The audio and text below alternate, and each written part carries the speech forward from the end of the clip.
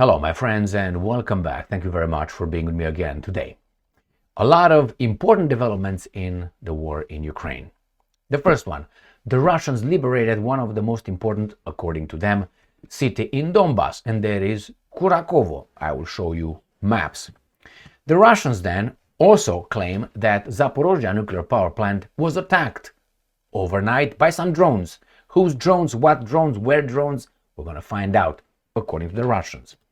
Next, yesterday the Ukrainians started a counteroffensive in Kursk. The Ukrainians, you know who I'm talking about. In Kursk, counteroffensive where the Russians claim they destroyed 10 tanks. We're going to talk about that one. The Russians attacked Ukraine again with dozens of drones and missiles, and Zelensky wants Russia's money. How? Well, he talked to Trump about that. So let's start with the first topic. This is from Sputnik. Russian armed forces liberate key city of Kurakhovo in Donbass. All right, here it is, Kurakhovo. This is the map of Ukraine. This is, these guys do not, let's try again. I updated it and okay, that's what it is. They don't show much, but nevertheless, we know where everything is here.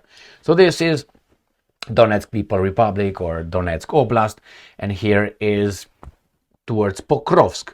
This is Kurakhovo exactly here.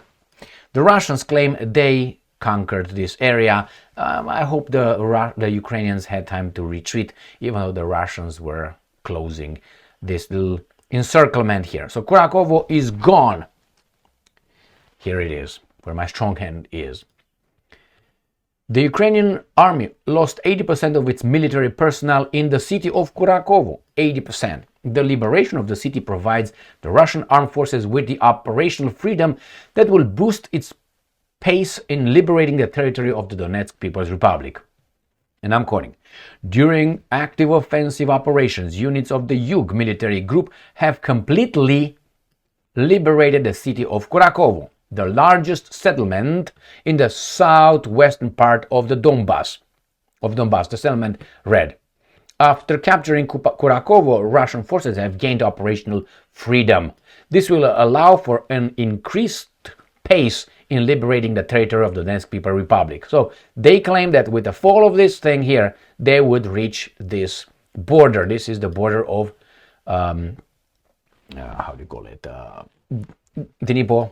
Dnipropetrovsk and Donetsk Oblast right here. So this is Kurakhovo. They say, okay, once we go here, we're going to be all the way here. Now here is Pokrovsk. The Russians call it Krasnoarmeysk. This is also falling. It's going to be encircled. Next, Russia Today, 6th of January 2025. Russia liberates largest settlement in southwest Donbass, Minister of Defense. The Ukrainian military has lost over 12,000 troops and up to 3,000 units of hardware in the failed defense of Kurakhovo. That's what it is. Next one. According to Russia Today, Ukrainian attack on a nuclear power plant foiled. Russian Minister of Defense from today. Military officials in Moscow have claimed, you see, this is professional, have claimed Kiev deployed 8 strike drones against the Zaporozhye nuclear power plant. Ukraine attempted to strike Zaporozhye nuclear power plant with 8 drones on Sunday. The Russian Defense Ministry has claimed. Officials added that all incoming UAVs have been shot down by air defenses.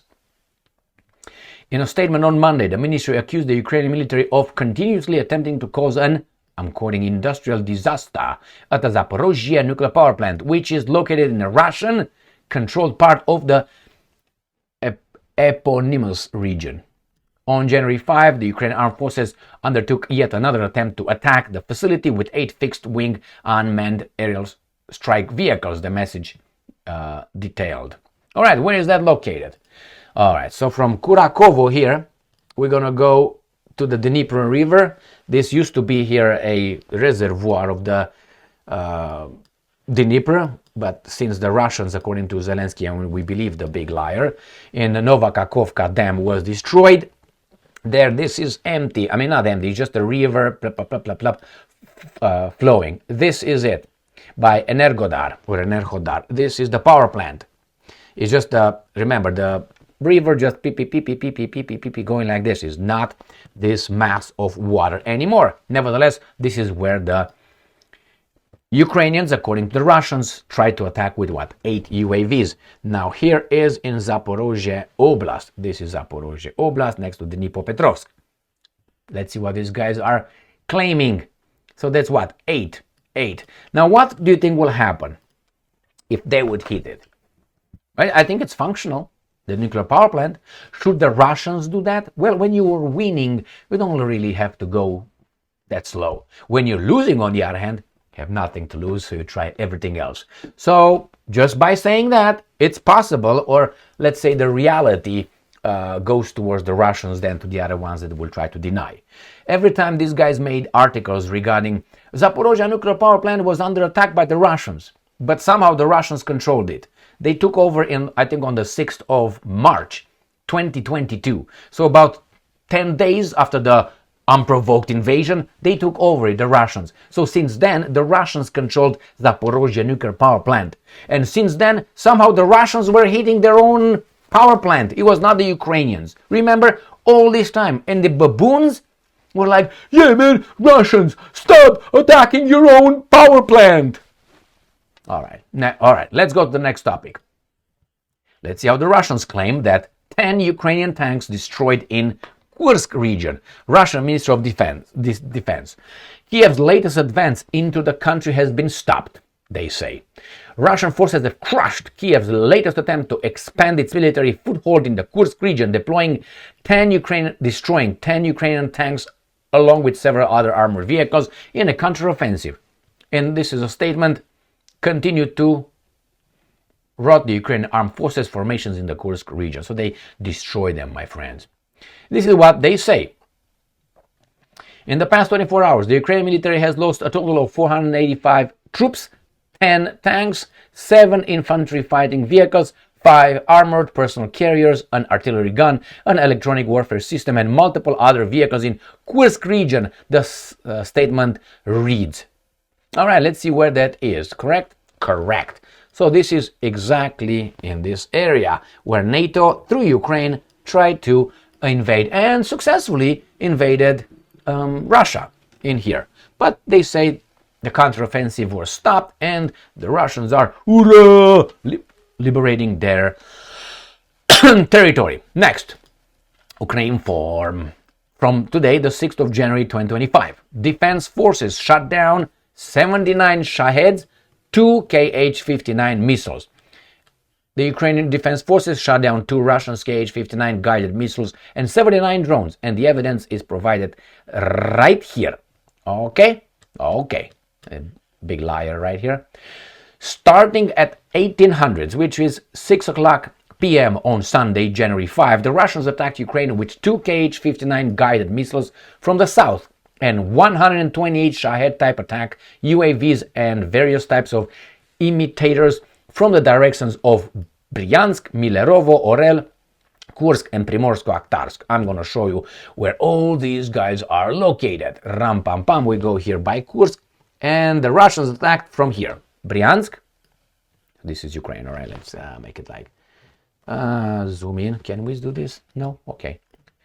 This is Ukraine, this is Bryansk, Oriol, Kursk, they said, from these 3 areas. Then they said from this area, which is Milerovo, this little town of Bethlehem right here, Milerovo, where this little broken dick is, all right, and then you got Primorsko-Akhtarsk, where my strong hand is located, right here. Primorsko-Akhtarsk is across from the Sea of Azov, and here is Donetsk People Republic, or Donetsk Oblast.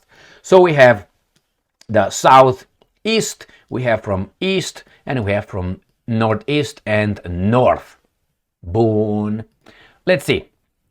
They attacked 128, my friends, 128. The air attack was repelled by aviation, anti-aircraft missile troops, electronic warfare units, and mobile fire groups of the Ukrainian Armed Forces and Defense Forces. As of 9 a.m. on Monday, today, January 6, 2 Kh-59 missiles and 79 Shahed attack drones and other types of drones were confirmed down in Mykolaiv, Poltava, Sumy, Kharkiv, Kiev, Chernihiv, Cherkasy, Dnipro, Zhytomyr, Kirovohrad or Zhytomyr, and Vinnytsia regions. No hits were recorded. Oy vey, they are so successful. So they say they attacked all this area right here, including Mykolaiv down here, not Odessa, but all this area right here, it was attacked. And there were no hits, man. 49 enemy imitator drones were lost in the area without any negative consequences. So we got what? 49, right? With 79. So that's what? 128, isn't that? Yeah, I think so. So 179, right? With 49 is 128 drones. 128 of how many? 128 of 120. Okay, and I believe you. Shut up. Oh, man. And let's go to this not only big liar with a big beak, but also a big thief. Russia Today, January 6, Zelensky reveals he asked Trump for Russian money to buy US weapons. And Trump got some change and said, here are some rubles for you. Kopeiks. The Ukrainian leader has claimed he made such a proposal to the US president-elect during a phone conversation. Ukrainian leader, because he's the Ukrainian, as I am Zimbabwean, has said he urged US President-elect Donald Trump to hand over. What is this? Is it dictatorship or what? Frozen Russian assets so Kiev can buy more US weapons and use the reserves as a security guarantee in potential peace negotiations with Moscow. Around $300 billion in Russian central bank funds were blocked by the West after the escalation of the conflict between Russia and Ukraine, NATO, in February 2022. More than two-thirds of the sum is being held in the EU. During the 3-hour interview with US podcaster Z-stein, I'm not going to talk to that right now. Ukraine wants peace. Okay, I'm not going to go into that. So, the question is where you will get it. My answer was to Trump. I said this one of the security guarantees. Take $300 billion of frozen Russian assets. We will take it. Take money, what we need for our domestic production, and we will buy all the weapons from the US. This is a racket. This is a racket. First, the West had no authority to take another country's money. They didn't have it. They were not fighting against them, was it? And if you do, then these guys can just attack you. If you take my money, I'm going to come after you. All right? And you got yourself in the equation. I will get myself in your equation. Then I'm going to look for you. And I'm not going to be like, excuse me, I'm going to start the court proceeding against you. No. Because I'm talking about that. I'm going to go and talk to you, okay? That's what the Russians should have done. But hey, the Russians are smarter than I am, so what can I say? So this baboon says, you give me that guy's money, I'm going to buy from you, therefore your economy is going to be booming or something. The American economy is a military-industrial complex economy. That's kind of like we produce mainly weapons. We are just hamsters, mice on that little spinning wheel. That's what we are. So the chutzpah guy, the big liar, went over there and told Trump that. And Trump probably could do that because that's how it works in democracies. One person has a decision to forgive other people's bad decisions, like, I don't know, college debt. How about my mortgages? How about my investments? No? Nah. Why not? I don't know. But somehow this king called president nowadays can do these kind of things. The same here. Trump is just going to take Russians' money, going to give it to Zelensky, and Zelensky will account for all the money is going to be given. Like he told Fico, the prime minister of Slovakia. How about we give you about $500 million from you and I, my friends, or from the Russians, in order for you to just zip it regarding the gas transit from Russia to you stopped by us, which is economic genocide. But hey, how you want to look at it, it's in the name of our values. Jesus fucking Christ. Thank you very much for being with me again today. Stay strong, stay smart, look for the truth, and be just.